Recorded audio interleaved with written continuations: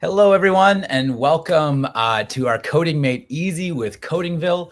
I'm just going to let Dominic get us started for a minute because he has something important to kind of figure out as we go through some of our preamble. So I'll hand it over to you, Dominic.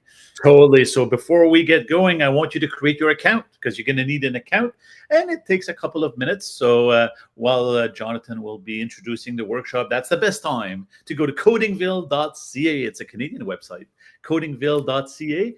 And you're going to sign up and say, I'm a teacher. Don't say I'm a student. That's what your student's going to do. You're going to say, I'm a teacher. It's super short. You have a little form to fill out your name. You select a username, a password, and then you have to put your school, province, and location, and you're good to go. You're going to confirm this in your email, and then you'll be ready for the workshop. I do recommend that you go on codingville.ca and set up your account so that you can play with me when we're doing the coding. It's a lot more fun than just watching. But if you don't have a second device or a second screen today to do that, that's okay. You can always listen, see what Codingville is all about, and then once you're ready, you can watch the recording and do it again. So off to you, Jonathan. Awesome. Thank you so much, Dominic. So again, we're here for Coding Made Easy with Codingville. I'm going to drop that URL in so you can follow along with any of these lovely slides that we have that Dominic has going for us. So, but before we begin, my name is Jonathan So. I am a settler here on Treaty 13 living in Milton. I'm also vice principal in Ontario and part of the Logix team. I'll let Dominic introduce himself too. Yes, I'm Dominic Tremblay. I'm from beautiful Belleville, Ontario. I was a teacher for 13 years in a small French school on Air Force Base Trenton. And for the last 15 years, I've been traveling across Canada, the US, and also across the world to bring more STEM and robotics and coding and science in the classroom. And as you can see, I'm a big fan of Lego bricks and pieces, so I always play with my Lego bricks. And today we're going to be playing with different kind of bricks. Because we're going to be using coding blocks. And to me, it's a little bit like assembling a Lego sets. We're just putting some coding blocks together. So I bring my passion to the classroom when it comes to using STEM with students. Awesome. Thank you, Dominic. So before we begin, I am a huge proponent, and so is Logix, on starting in a good way. And so I know we are all on different traditional territories and lands. I come from the lands of the Michisagic Anishinaabeg, who are the rightful caretakers of this land. Part of my acknowledgement is understanding the things in which we do as settlers, understanding territories, understanding our the sovereign rights of those who are Indigenous peoples before us. And so I do this territorial acknowledgement as a way of recognition and respect as a treaty person. I do it to repair my relationships with Indigenous communities and the land. I do it as an acknowledgement that also honors that sovereign rights and the truth, Canadian truth and reconciliation calls to action. And part of it is understanding that we play a part in rebuilding that truth and reconciliation. And so when I think about land acknowledgements, I think about the word misnomag, which is a Mi'kmaq word that means all my relations. How are we all connected to this land, to each other, and to the people? And how can we, as settlers or as people of this Turtle Island, create a space in which we are all welcomed and honored and loved? So thank you so much for being here. I also want to acknowledge too that Logix Academy is proud to provide the following program, thanks to HackerGal, Your Voice is Power, Codingville.ca, Digital Moments, First Canada, CanCode, and all of this is possible because of the generous funding from CanCode and Codingville.ca and funding from Canada and all these lovely sponsors. We are thankful for it. Yeah. Hand it over to you, Dominic. You probably saw the RoboGarden icon. RoboGarden is actually a company from Alberta. So when we talk about Codingville, not only is it called codingville.ca, but it is also a Canadian product. We're always proud of our Canadian product. So this is coming from Alberta. And Codingville is actually a free version of the full RoboGarden program. So if you like Codingville and you do all of the lessons in Codingville and you would like to do more, RoboGarden is something that your school could purchase in the future. So today we're going to have a look at what is Codingville and why do we use Codingville. And most of the workshop, I actually want to do hands-on activities. We're going to have a look at unplug activities and some coding activities that your students can do on the screen. I was actually in a school yesterday doing Codingville with students near Ottawa, and it's always nice to see how engaged the students are. And I was working with teachers who say, oh, I don't have a lot of experience with coding, and that's not important because your students are the one who will be doing the coding. And with Codingville, they get hints, they get support, they get lessons, so they're not having to do this all by themselves, and they learn pretty quickly. I usually find they learn way faster than us adults when it comes to coding. So it's always nice to see them so engaged to complete the next puzzles, and they're so proud of coming with a solution to those puzzles.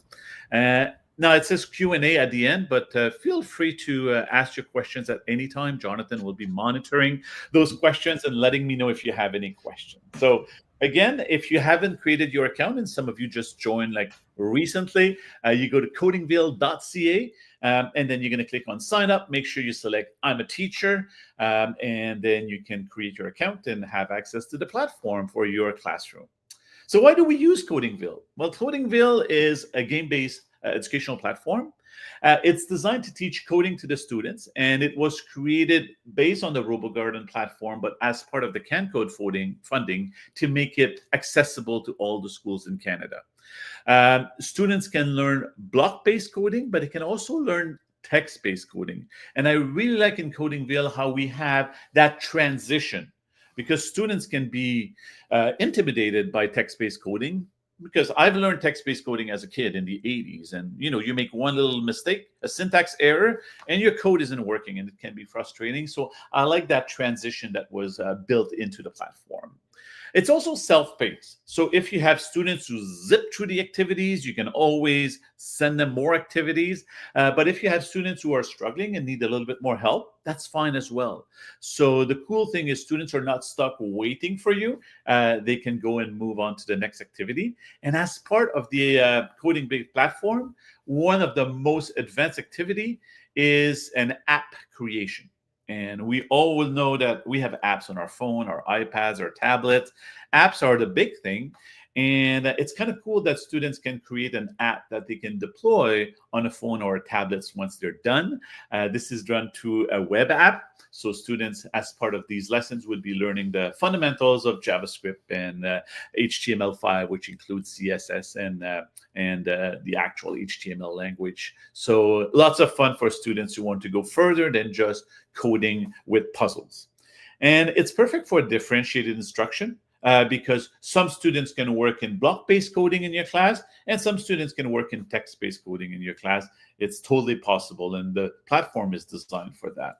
So for students, the idea is they're going to be solving problem, and they're going to be building their coding skills with a growth mindset in mind. It's fun and easy to use. Students love it. All learners are supported through the smart hinting system, because I've seen so many times where you get a hint and the hint is useless to you. I go to escape room and sometimes they give me a hint and I go, I already knew that. Can you give me a hint that is actually useful to me? So there's some sort of an AI behind the platform that looks at the code that the kids has already done and then will recommend a hint that is based on what they've done. So if they feel like, oh, the student is missing this, or they forgot to declare a variable, the hint will be based on their code. And the hint will be different from student to students, because not all students have the same mistakes in their code. Students who decide to do the app creation can then deploy the app on an iOS or an Android device using the web. And what's pretty cool is their ideas becomes reality. And for you as a teacher, you get some support. So you get to assign which journey that your students will be doing. And you also have something called skills practice. So if you feel like your students, let's say they don't understand loops or they don't understand a conditional structure, you can send them a short lesson about that. So you get to decide what they need. You have those longer journeys and you have those skills practice. For you as a teacher, you also have a dashboard. So you can see where your students are at and if they need extra support or help. And you as a teacher, you can build your own skills. Like I love doing the activities myself as a teacher, as if I was a student. And depending on where you are, and maybe we can ask Jonathan where people are from in the chat. It's aligned with the various curriculum. I know that now we have in Alberta, we have coding in the new math curriculum. In BC, they have it in the technology curriculum. In Ontario, we have it as part of our math and our science curriculum. I say "our" because I'm from Ontario. Jonathan, you're from Ontario. But coding is becoming part of more and more provincial curriculum. And these activities are designed to meet those expectations and learning outcomes that we have in our curriculum. So we have someone from Montreal, Dominic. Oh, perfect. Awesome. Yeah. Yep. So this is the teacher dashboard. This is where you can create your classroom, add your students, send activities to the students. So you have access to this beautiful dashboard. And if you've already signed up, you should already have access to this dashboard. Now, before we get into the working of the platform, I do want to spend a bit of time talking about computational thinking skills because that is at the forefront of the platform. And you as a teacher, you may not be a coding expert, but you should push those thinking skills with your students. And when we talk about computational thinking skills, think a little bit like science. In science, you have scientific knowledge that you want the students to learn, but you have those skills like the experimental design or the engineering design process. All of those skills, they're not specifically attached to content, but through those skills, the students can learn the scientific content. Same thing in math. You have the problem-solving skills. They're not specifically attached to measurement or numbers or geometry, but those thinking skills kind of go above all of the actual content. So same thing in computer science. Computer science, you do have the content. You know, you want students to learn about loops and variables and repetitions and conditionals and the use of perimeters and all of these things. But you also have those general thinking skills that your students should know. And some of the thinking skills that are included in the platform, the idea of breaking down a problem in smaller steps, being able to create a step-by-step solution. This is all part of the platform. And the platform actually focuses on 3 main skills. But you see you have more concepts here. So you have the sequence, the loops, the conditionals, the events, parallel coding, operators, and data. So these concepts are included in the platform, but mostly the first 3, this is what you will see as part of the platform. So let's talk about some of these concepts. So the sequence, some of the unplugged activity you could do for a sequence is asking students to create a sequence based on their daily life. So that's even before you go on the platform. And you will see in the platform, we have those lesson plans for you that brings those unplugged activities that you can do before you move to the coding platform. So asking students to create their daily routine, or as an example, this is how do you brush your teeth? Coming up with the sequence. If you want, there's a cute video online of a dad that asked his 2 kids to create a sequence on how to make a peanut butter and jelly sandwich. And it's so cute because the dad will act stupid on purpose so that his kids can create the perfect sequence. And the kids see that it's important to not only have the right sequence, but to be extremely precise in the instructions. Because we may want to think that computers are super smart, but in fact, they're pretty dumb. You need to provide the exact information. So as an example, what the dad will do is if the kid says, put the butter knife inside the peanut butter jar, the dad's going to put the handle instead of the blade. And he's going to say, you never told me it was the blade part that needed to go in the peanut butter. A normal human being does inferences. We connect the dots. We can work with imprecise information. But unfortunately, when we're coding, the computers will execute whatever we send as instructions to the letters. So if the kids in the instruction says, "Oh, I want you to spread the peanut butter all over the toast," the dad's going to put peanut butter everywhere, on the front, the back, the sides. There's going to be peanut butter everywhere. And then the kid says, "No, no, no, no, just on top." Oh, you should have put that in the instructions. So it's good to get students to come up with sequences, and you have many connection with curriculum, like in science. We have the different seasons. So that's a sequence. It's actually a loop as well, because we repeat them. Same thing with the months and the days and your daily routine. Just even like your schedule at school is a sequence. Like, okay, we're going to do math first, and then we're going to do our social studies. Then we're going to do this. That's the sequence of what's happening throughout the day. So we encourage you to use sequences and mention sequences a lot. And that's an activity that I really like to do in the classroom. It's called Robo Picasso. Today, because of the time we have, we won't do it, but it's a list of instructions. And students are meant to act like a robot and execute those instructions.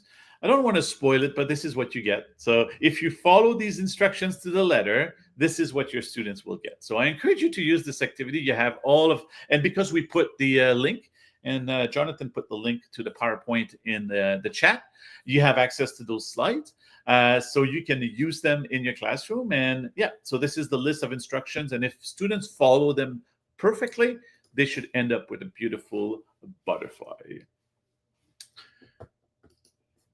So in Codingville, because now we were talking about unplug, this is what sequences look like. So on the left, you have our block-based coding, where you have your sequence where you will move forward and turn and move forward and turn. And on the right, you have an example from our text-based coding. So in this case, you have to type it. So this is where it's a little bit more difficult, because if students make a spelling mistakes, and it happens all the time with our students, or they forget a semicolon, then their code's not going to work. So that's why you probably want to start with block-based coding and then transition to text-based coding with your students. Another concept that is part of the platforms are loops. And loops is a repetition, which means that you repeat an instructions more than once. And when it comes to loops, you have loops that are designed to have a specific number. So you can say repeat 5 times, but you also have loops that have a condition. Repeat until this happens. Repeat until something happens. So on our platform, we suggest to use a dance, and here we have like it's the dancing queen that we have in the PowerPoint. So if you use this one, yep, I see Jonathan is already dancing, love it. But students will realize that when you have a dance, there's a set of moves that you repeat more than once. So instead of having to write all these moves, why not use a loop to repeat those moves so your code gets a lot shorter? And this is an example of how we do loops on our platform. So if you see on the left-hand side, you have repeat a certain number of times. So then the case would be repeat 3 times and step forward. It's a lot faster than having to put step forward 3 times. Now, when it comes to 3, makes a small difference. But when you repeat something like 20 times, it would be extremely long to put all of those blocks 20 times. It's a lot easier to use a loop. And as you can see on the right-hand side, we have the text-based version of that loop, where you can see the count.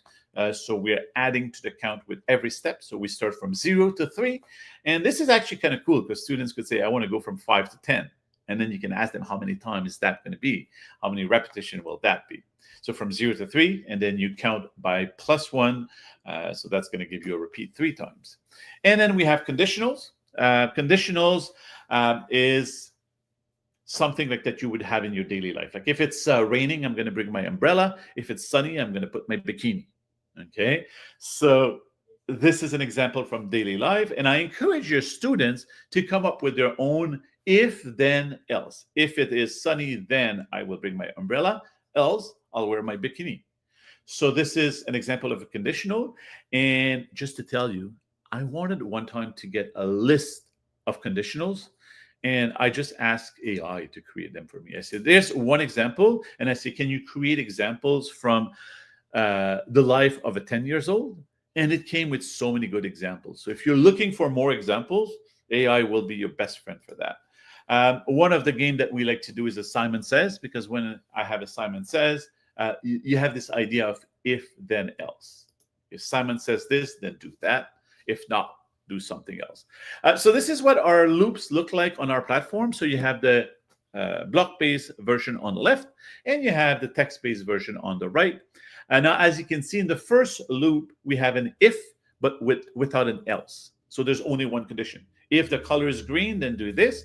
Whereas the second one, if the color is black, do something else, which means it's not black, then do something else. And you have the text-based version on the right-hand side.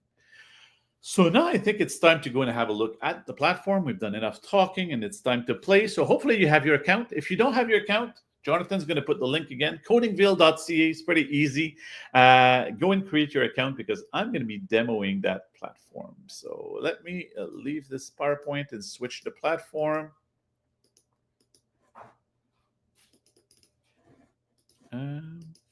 Jonathan, I seem to have a problem adding my thing to the stage. My share screen. I'm going to retry again. Bill, here we go. And okay, here we go. So this is your dashboard. So once you create your account, this is what the dashboard is going to look like. Now, in my case, I have many classrooms because I deliver workshops for teachers all the time, and I want to see. I create a classroom every time I deliver a workshop. But in your case, you won't have any classroom. So the first thing that you will want to do is to come here, create your classroom, and then you can put your name, like the name of your classroom. So let's say you're teaching grade 4C.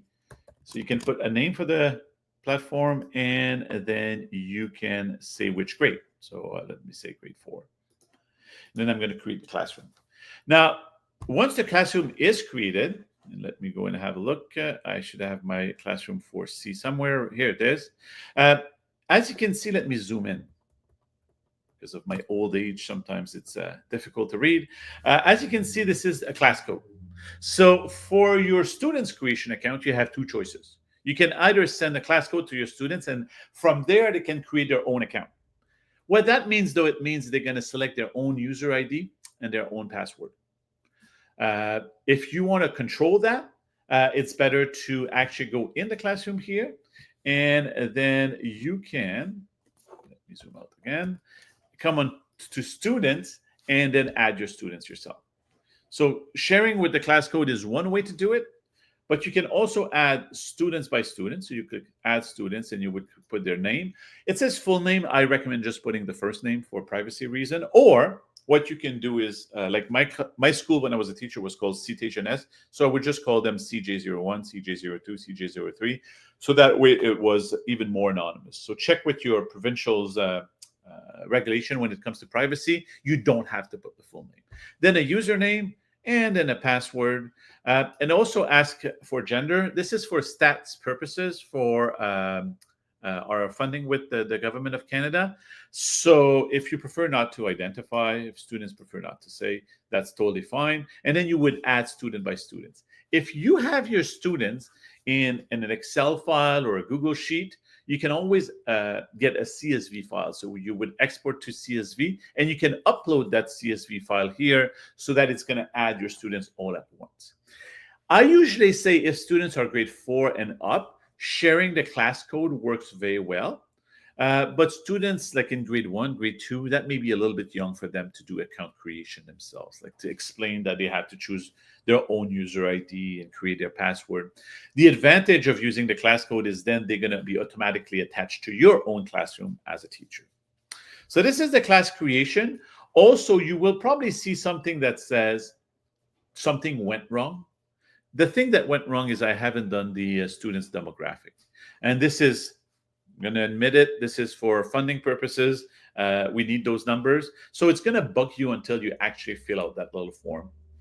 It's basically asking you how many students you have in your classroom, how many identify as a girl, how many First Nation, Métis, and Inuit do you have, how many African American or African Canadian do you have in your classroom. So this is just for funding purposes. Once you fill out this form, then it's going to stop bugging you.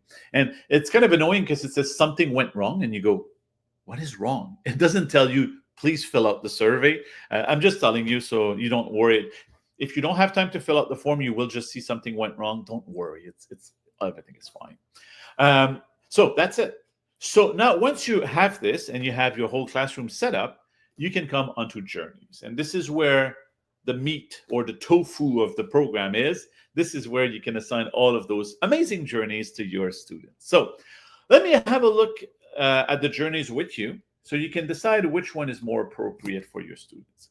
So journeys are designed to be long. A journey is designed to last more than 1 week. We usually recommend about an hour of coding a week. And see, it says 9 hours of work. This is average. As I said, some of your students may go faster, some may take more time, but it's about 9 hours. So we usually say about 9 weeks of work if you do an hour a week. So students would go through the puzzles and complete all of these activities. So if your students are brand new to coding, use coding using blocks. That would be the easiest for your students. If your students, let's say, are in middle school and they've already done a bit of Scratch or maybe some Blockly, or they coded the Lego Spike Prime, or they use MBlock with the robot, maybe they're ready from block to JavaScript. This one is designed to provide activities that will do the transition between block-based and JavaScript, which is a text-based language. Once your students are good with that, let's say they are in middle school or even high school, then you can send them the activity called coding using JavaScript, where this will be pure JavaScript coding. So your students will be doing text-based coding. And the last one, and not least, is the junior app creation. And this journey is designed to teach students how to create their own app. This one involves a lot more reading and watching videos. So I've done it with a few students. It's very different because the first 3 are more like puzzles. You got a mission, you have to complete it. You get some XPs and coins. It's like a game. Whereas this one is a little bit more formal. It's like learning how to create apps and how to market your app and how to find a niche for your app. It's very interesting. It's just very different from the rest of the platform. So I just want to let you know so that you're aware of that. But lots of fun. And actually, I had some students when I was teaching computer science as a teacher that eventually decided to learn to code apps for iOS devices. And they're now selling their apps on the App Store. And I think this is so great, like entrepreneur students who create an app and then start making money right in high school by creating a cool app. So I think in this case, this is more of a game and learning, but that can lead to the interest of creating apps. You were going to say something, Super Jonathan? Yeah, I was going to say, Jenny asked, can you do Python in Codeville? No, the language is JavaScript. And the reason they do JavaScript is this is designed to be a progression of learning. So you would start from code to JavaScript, and to code an app, a web-based app, you need HTML5, which includes JavaScript as well as CSS and HTML. So that's why we don't include Python. If she wants Python, the best way to do it is the RoboGarden platform, which is the whole platform. So what Codingville did as a nonprofit is they purchased 4 of the journeys from the RoboGarden platform. The RoboGarden platform comes with like 40 journeys, which include Python. But this is just a sample of the RoboGarden platform that has been made available for free to school by codingville.ca. Hopefully that answered that question. Now, let's have a look at the skills practice, because the skills practice right here are designed to be short and sweet. And these target specific skills in coding. So let's say your students want to do the journeys, but they don't know how to make the robot move. Like they are in grade 1, you could send them robo movement. Or maybe they've never used a sensor on a robot. So there's a short lesson called robo sensors. Or they've never used a loop. This is something that they don't know. You have simple loops. The cool thing is, you see there are some grade level here. This is just a recommendation. Your students will never see this. Like yesterday, I was working in grade 4 and 5, and I send them the nested conditions. It says K to 3. To me, like it's okay. Like students will never know you send them an activity that was originally designed for K to 3. Okay. Now, these ones, as I said, they're designed to be short, 1 hour max. Like students can do it in one period. So it's a nice little learning unit. So as they're completing, like before you send them a journey, maybe you're going to say, oh, I'd like to rework those skills first so that they have those skills when they're going to complete the journey. And there's more here. So you also have these ones here. If they don't know about variables. So here, there's the while conditions. So you have all of these short skills practice that they can do. Now, I want to do one with you today so that you experience. We still have half an hour. And I love coding. It's a lot of fun. And you're going to see that even yourself, once you see those lessons, you kind of want to complete them and get success yourself. So it's a lot of fun. So I've decided to use the nested condition inside a simple loop. This is kind of a middle range activity. Like robo movement is simple, like move forward, turn left, turn right. You don't need a PhD in computer science to do that. Whereas this one is kind of mid-range. It's not super hard, but it's doable. Now, for any of these, I often have teachers who say, okay, I created my teacher's account, but I also need to create a student account for myself so I can experience the activities as if I was a student. You don't need that. Because what you can do is if you click on the word info here, you can actually try the activity yourself in your teacher account, and you're going to experience the activity as if you were a student. Now, if you're ready to assign an activity to a student, you would click assign, and now it's going to show you all of your classroom. So that is also useful because let's say you teach a split grade, a grade 4-5. You could create 2 classrooms. Your grade 4 will be in one of the classroom, your grade 5 will be in one of the classroom, and you can send them different activities. Or you could send the same activity to both subgroups. I see also a lot of teachers librarian, and some of you may be teacher librarian in the crowd, where you see 20 groups in your week. Well, you could set up all of your class and then decide, okay, this class, I'm going to send them this activity. So you get to select which class, and you just click assign. So let's say I want to assign this to 4C. Now it looks like I've already assigned this activity to some of my classes as well. This is probably the biggest thing that I see with Codingville is teacher create students account. Then they send their students to open their account. And then student says, I don't see anything. I go to journeys and it's blank. There's nothing. And the reason it's blank is you haven't sent activities. By default, there won't be any activities because we don't want to overwhelm students with all these activities. So you have to go and assign an activity to that group. So I just added my class 4C right now. So I'm going to assign and 3, 2, 1. Now, if my students go in their student account as students and they reload the page, they should see that tile showing up. So you can easily go and assign activities to your students. So now I don't want to assign it because it's already assigned. I'm going to try it. So I'm going to click on info and I get a short description and I'm going to click try. And as you can see, this one comes with 4 puzzles. So each of these, and 4 puzzles, if you think about it, about 10 minutes per puzzle plus the times for kids to sign up and then times for kids to return their computer or Chromebooks. That's your full hour of coding. So let's go and complete. Dominic, before you get there, someone's asked, will that assign the original classes the activity again, or should we unclick the other classes? But Robo wants to only keep the ones on the red cells. Remember to drop the yellow flashlights. Could you hear the instructions? Yes, I could hear the instruction. Yeah. Okay, so that's good. So yes, it will not reassign. But if you were to uncheck them, then they would not have access to the activity anymore. Yeah. So there's no problem to go and add a class. It will just mean that this activity becomes visible to that class.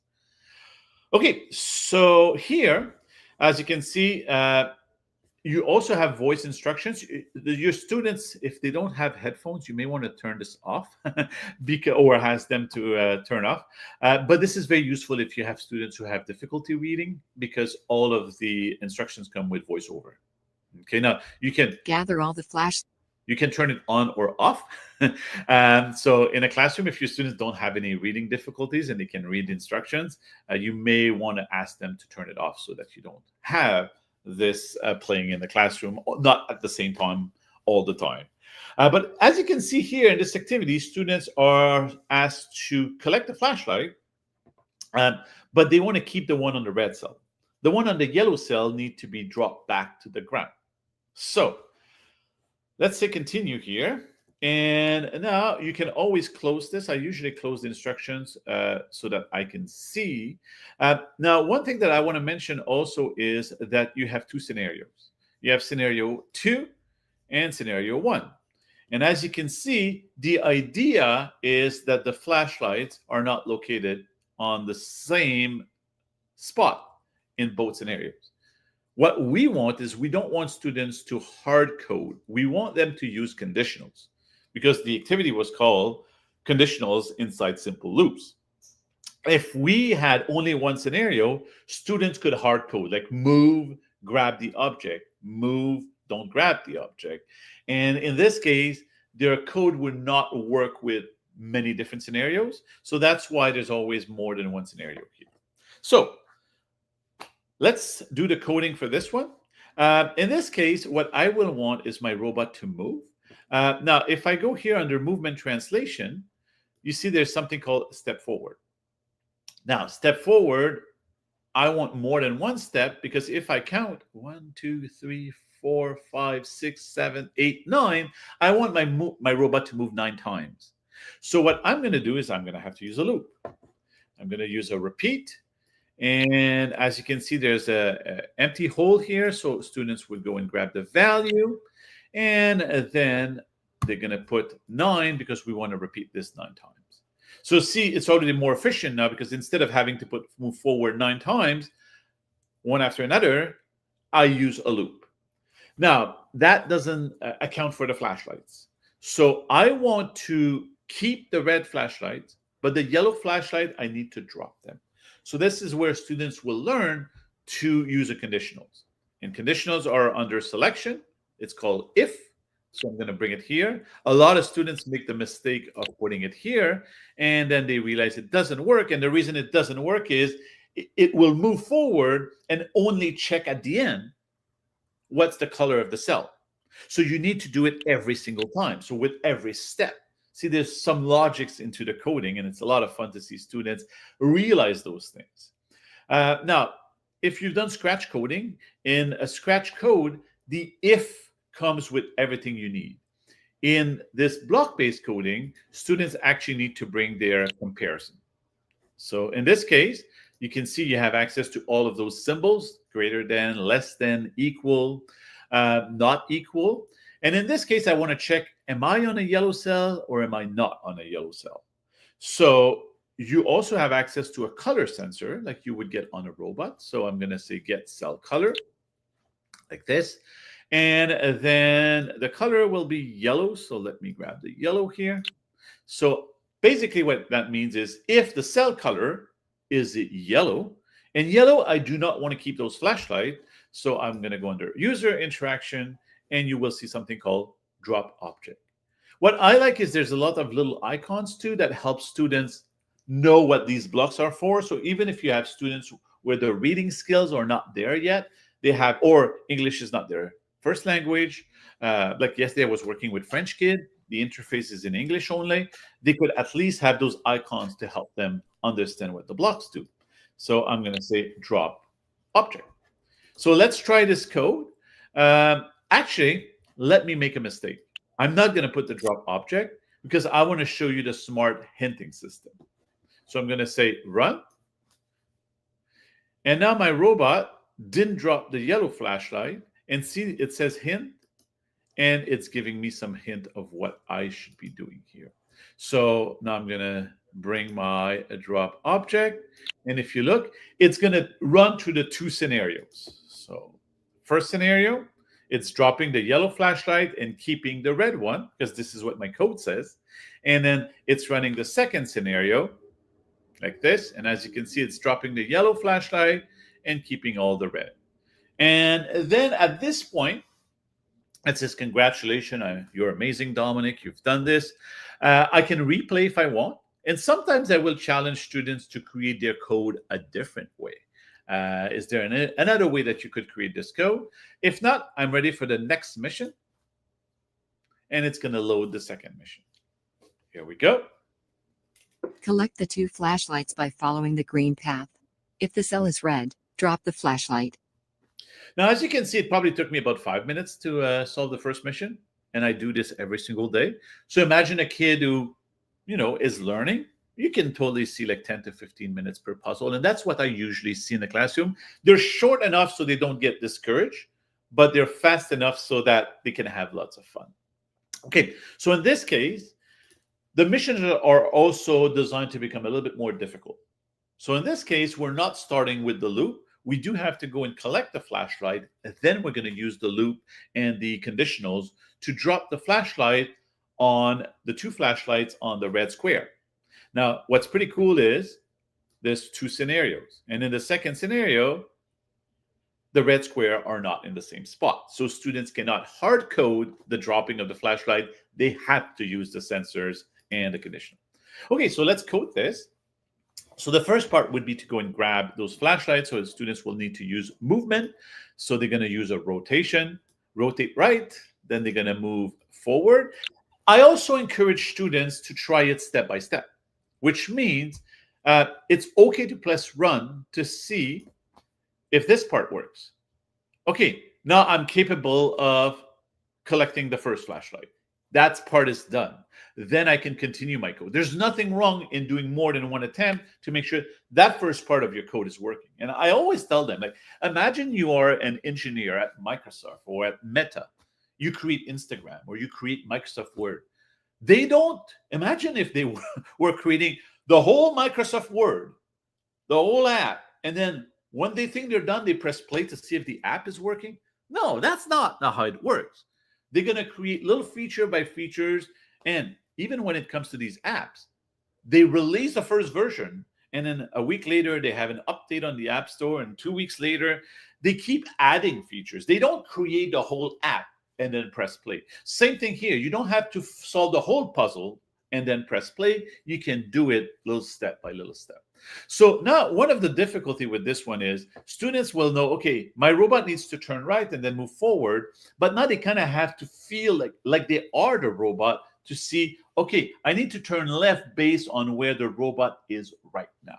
So sometimes you kind of have to mimic that. Like yesterday in the classroom, I had students walk on the tiles and act like a robot to say, okay, now the flashlight is to my left when I'm in that position. So they need to rotate left and then step forward.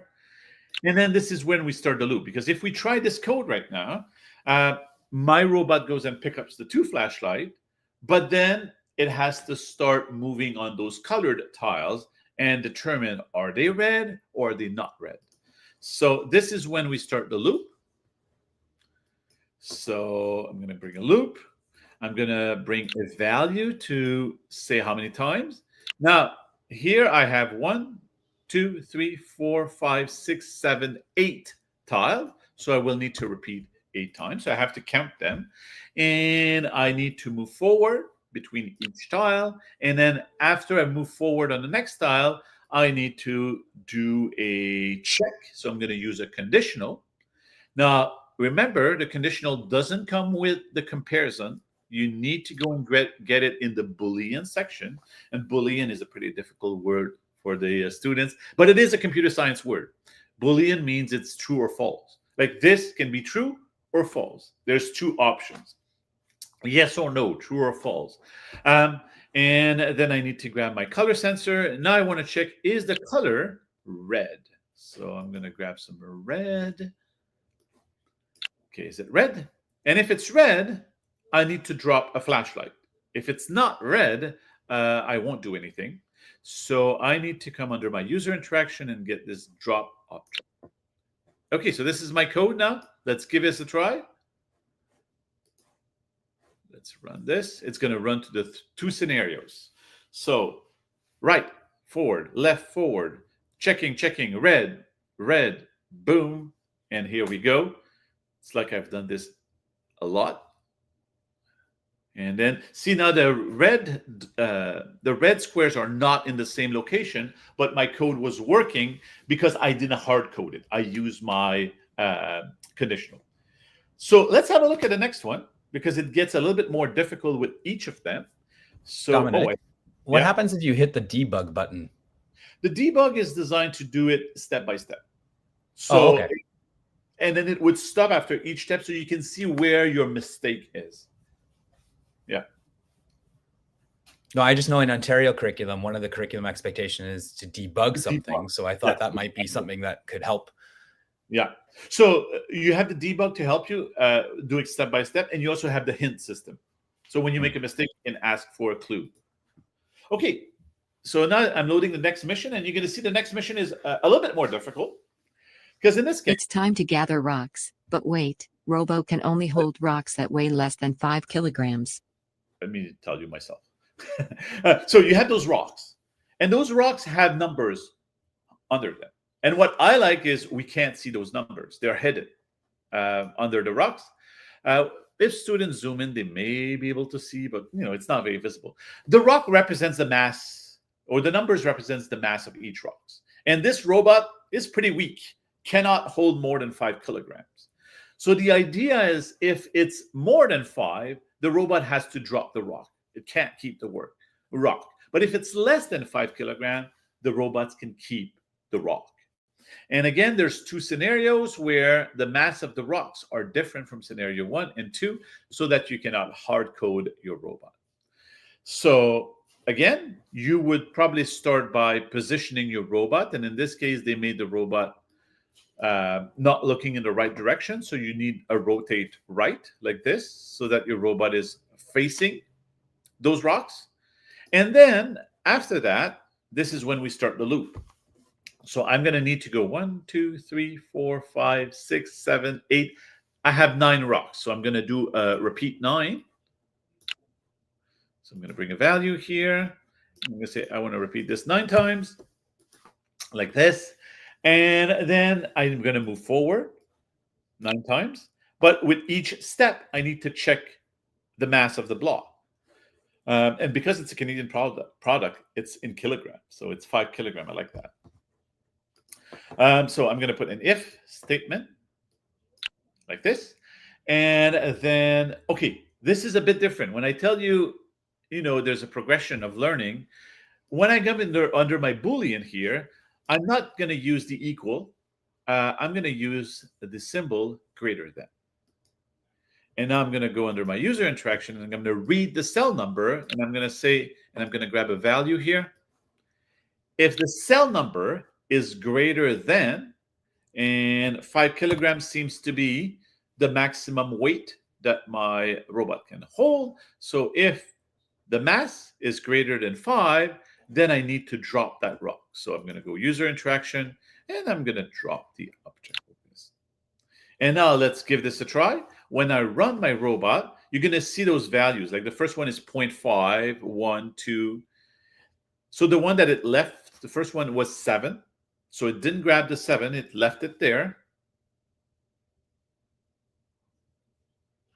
And as you can see, it keeps only the one that are less than 5. Any rocks that are more than 5 will be dropped back on the ground. Now, there's, I hit replay instead of next mission. Sorry, old age here. The last one that we're going to do, and then you're going to have seen a complete skills practice. In this case, we need more than one conditional. So this is where it becomes a little bit more difficult.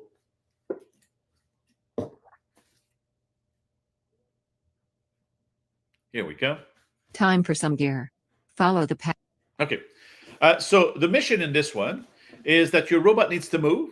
And as you can see, depending on the scenario, that middle tile can be blue, red, like this, or gray. Okay. If it's blue, you're going to need to collect the blue and the blue gloves here. If it's red, you're going to need to collect the red glove. And if it's gray, you're going to need to collect the gray gloves. So we have a conditional that has more than one option. So let me show you how students would do this. So the first thing you need to do is to move to that square to see the colors. So you need to move 1, 2, 3, 4. So I could do 4 step forwards like this, but we've already discussed that is a little bit ridiculous, not required. So instead of doing this, I'm going to put that in a loop, and I'm going to repeat this 4 times. We go. So just to check if my code is working, if I run the partial code, it gets there.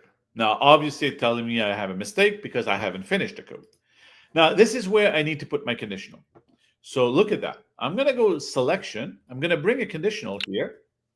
And in this case, look at the magic. Do you see that gears that is right here, just beside the if? If I click on it, I can add what we call an else if. Like this. Which gives me the options of having more than one possible path. I think this is an upgrade from Scratch, where Scratch you can have if, else, but see this one you can actually add more and more. You could have like multiple else, if and else if, one after another. So now that I have that now, I can say if, and I'm going to bring 2 of my comparisons here from the Boolean section. I'm going to bring 2 color sensor. So I'm going to check the color sensor. Yeah. To remove a mistake, all we have to do is move it out of the way, or is there another way? So like, let's say white is a mistake because I'm looking for red and blue. I can just bring it back where I picked it up. Yeah, super easy. Yeah, very similar to all the other programs that are out there. Yeah, yeah. Once you know how to code in one platform, it's fairly easy to code in another platform. Like whether it be MBlock or Blockly or Scratch, they're all working in a similar way. So in this case, I'm going to do blue and red. Now you're going to say, Uncle Dominic, you made a mistake. There's 3 options. I actually don't need to do anything for the third option because the third option is just to keep going. I need an option to turn left, an option to turn right.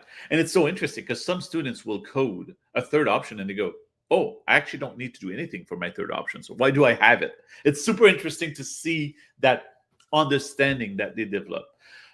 Because I've done this so many times, I know I don't need a third option, but it's nice to see students thinking about it. So if it's blue, I'm going to rotate to the left. If it's right, I'm going to rotate. Or if it's red, I'm going to rotate to the right. If it's gray, I just simply do not rotate. And then after that, there's 4 gloves either way. So I'm going to do a loop, repeat 4 times. One thing that is different from other platforms, though, is in other platforms, you kind of have a coding script section and you have your stage. In this one, you actually code on the stage. So you can put the code anywhere on the stage here. Doesn't matter.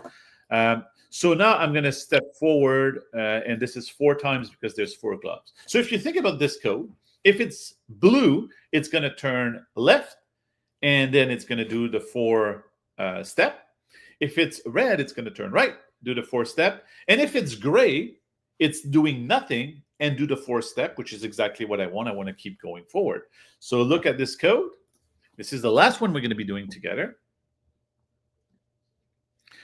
That was blue. Now let's run to scenario number 2. This is red. And then let's move to scenario number 3, where now it didn't even go to the conditional. This is where, Jonathan, the debug would be useful because it goes so fast that I don't see, and I like to say the step by step, ooh, baby. You remember the New Kids on the Block? Yeah, yeah. Oh, yeah. With debug, I would see that step where it's actually skipping the conditional and just moving to the move 4 times. And that might be helpful for kids who don't understand what's going on, right? Exactly. So now I've finished. Like, look, I've done all my 4 missions. Kids love that. Like, look, I've done 3 out of 4. Like they want to show you the screen and they're so proud. And in the teacher version, you don't get like the XP and the coins and stuff like that. But students, between each of them, they get this rush of getting all of these XP. Some students says, what do I do with the XPs and the coins? I said, it's just for fun. And it's funny because even though they can't do anything with it, it's not like some other games where you can buy like game elements as you get some coins and XP. It's still fun just to get that rush of getting more coins. And look, Mr. Tremblay, I got 232 coins in the app. They're so happy that they've successfully done that. A project would be the section where your students would be working on their junior app project. So in this case, we don't have any project because I haven't assigned that. And then the teacher resources here, this is where you're going to find those lesson plans. This is like your training. Like if you want to go further than what I've done in the last hour and you want to learn yourself, what is a conditional, what is a loop, these are like PDF document for you to learn.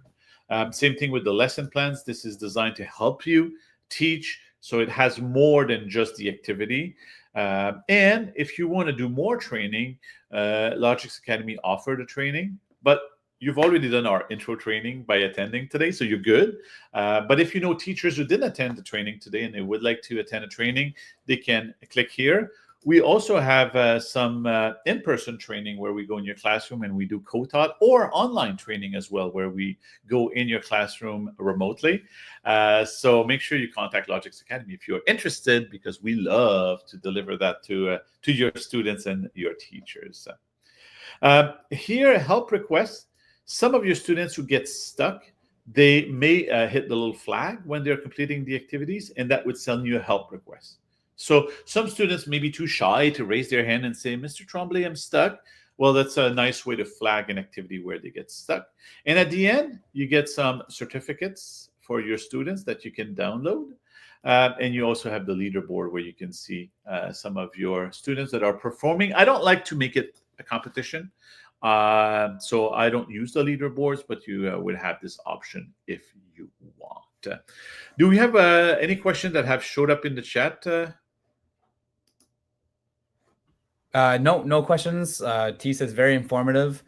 Thank you very much. We're going to finish with a few tips. So for you as a teacher, make sure you start with the unplug activities. It's okay to have students work in partners. Like, I like to listen to that collaboration and that conversation. When they're working alone, you don't have that conversation. You don't hear like, oh, what happens if you do this? And I would do this. It's nice to hear that. Use live coding if you want. You don't need to be an expert. Your students will be the expert. And you have all of the resources in the resources section. Use that as a teacher to train yourself. With your students, it's important for them to change their mindset. That when it says that they haven't solved the puzzle, it's not a failure. That's the magic of coding. You can try and give it a try and even not wait until you're done. And practice makes perfect. So the more you practice, the better. If you have technical problem with the platform, you can use this email address to get support. That's if you have like technical difficulties, like the platform sometimes on the Chromebook will do this, and you want to inform Codingville of some of the problem. This is where you can get some support. But if you want some Codingville workshops, we have our Logix event builder /Codingville. So that's where you can sign up for some of our workshop like you've attended today. We offer a lot of Codingville workshop. And if you have any burning questions, that would be the perfect time to ask them. You also have, again, the URL to the PowerPoint that I've been using during this workshop. So tinyurl.com/codingville2025. This is where you can access this PowerPoint if you need to go back to the slides. But really, inside the platform, you have everything that you need to deliver this program. I can guarantee it makes your coding easy. In many provinces, we have those coding learning outcomes and expectations. So why not use a platform that does it for you, does it well? So hopefully you've learned a lot. Thank you so much for being with us today. We always appreciate your feedback. If you want to send us some feedback, we have a form there, bit.ly/LogixFeedback. And yeah, make sure you sign up for more events provided by Logix. Jonathan, was there anything you wanted to say to finish this amazing? No. I was gonna say thank you so much, Dominic. That was a lot of information and a great program. Codingville.ca. Everyone seems to be loving it. But thank you everyone for joining us on a Saturday. Of course, these are also pause and plays. You can always come back to them as well and take a look at the recording. But have some fun playing with us. Your students are going to love it. And just a reminder, we do have those co-taught lessons coming up too as well that you can sign up for and actually have one of our logic people working with you in your class through any of these programs that we have coming up. So just make sure you sign up for those things at that logicseventbuilder.com and see where things go. Thank you so much, Dominic. Yeah, and Logix sells the RoboGarden platform. So if after doing the ones included in the free Codingville.ca, you say, I want to go further than that, you can sign up for the full platform where you have so many activities from kindergarten all the way to grade 12. Okay, I'm going to end the stream. Have a great one, everyone. Bye. Bye.